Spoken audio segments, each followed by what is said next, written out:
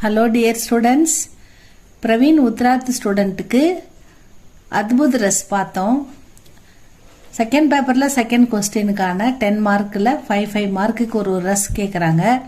அதில் அத்புத் ரஸ் நம்ம பார்த்துருக்கோம். இப்போ அடுத்தது சாந்த் ரஸ், அது பார்க்க போகிறோம். இதில் அமைதி, சாந்தம்னாலே அமைதி தான். அமைதிக்காக உலகத்தில் எல்லாருமே தேடி எங்கெங்கேயோ தேடி போவாங்க. அமைதி வேணும், கோயிலுக்கு போவாங்க, அப்படியே அவங்களுக்கு பிடிச்ச இடத்துக்குலாம் போவாங்க. தனியாக அமைதியாக உட்காந்துருப்பாங்க.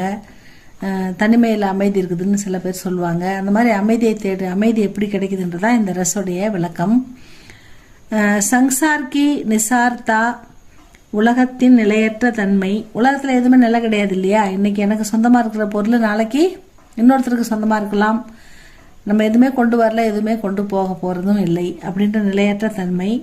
சங்சார்கி நிசார்த்தா, நிசார்த்தா நிலையற்ற தன்மையை பார்க்கும் பொழுது கோ தேக்குக்கர் தத்துவ ஞானம். அப்புறம் உலகத்தில் கிடைக்கிற அனுபவ அறிவு, தத்துவங்களால் ஏற்படுகின்ற ஞானம், அதிலிருந்து உற்பத்தி ஆகின்ற உற்பன்ன நிர்வேது, அதாவது இது வேணாம் அது வேணாம் வெறுத்து போகிறது, தியாகம் பண்ணுறது, எல்லாத்தையுமே வெறுத்து போய் எதுவுமே வேணாம் அப்படின்னு ஒரு வெற்றி, நம்ம எதுவுமே வேணான்ற ஒரு வெறுமையான நிலைக்கு உலக லௌகீகங்களையெல்லாம், லௌகீக விஷயங்களை தியாகம் பண்ணுறது தான் நிர்வேது. நிர்வேத் சாந்தரஸ் கி வியஞ்சனா கராத்தாக, அதுதான் இப்படிப்பட்ட நிலைமையில பிறக்கிறது தான் அமைதி ரஸ், சாந்தரஸ் அப்படின்னு சொல்றாங்க. வஸ்துவோம் கி நஷ்வர்த்தா, அதாவது பொருள்களின் நிலையற்ற தன்மை. வஸ்துனா பொருள், பொருள் நிலையா இருக்கிறது இல்லை, எப்பவுமே நிலையற்ற தன்மை, பொருள்களின் நிலையற்ற தன்மை. அல்லது அதுவா யா ஷன் பங்குர்த்தா, அதாவது க்ஷன் பங்குர்த்தா அப்படின்னா அதுவும் என்னது, எந்த ஒரு எதுவுமே நிலையற்ற தன்மை. நம்ம நேரம் கூட நமக்கு நிலையானது இல்லை, அது பாட்டு போய்கிட்டே இருக்கும். நேரமும் காலமும் யாருக்காகவும் காத்திருப்பதில்லை. அதனால் காலத்தோடு எதையும் செய்யணும்னு நம்ம படிச்சிருக்கோம்ல, அந்த மாதிரி பொருள் வஸ்துவோங்கா நிலையற்ற தன்மை நஷ்வர்த்தா யா ஷன் பங்குர்த்தா, அதாவது நேரமும் காலமுமே நமக்காக காத்திருப்பதில்லை, அதுவும் நிலையற்ற தன்மை.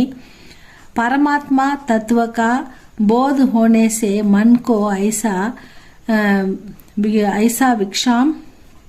विश्राम मिलता है.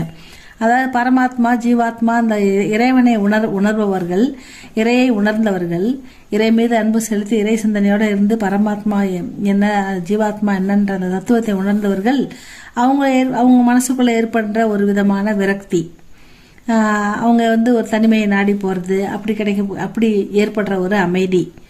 அதே மாதிரி விவித சங்சாரிக்கு சுக்குசே விஷயம் கே போகுசே, எல்லா உலக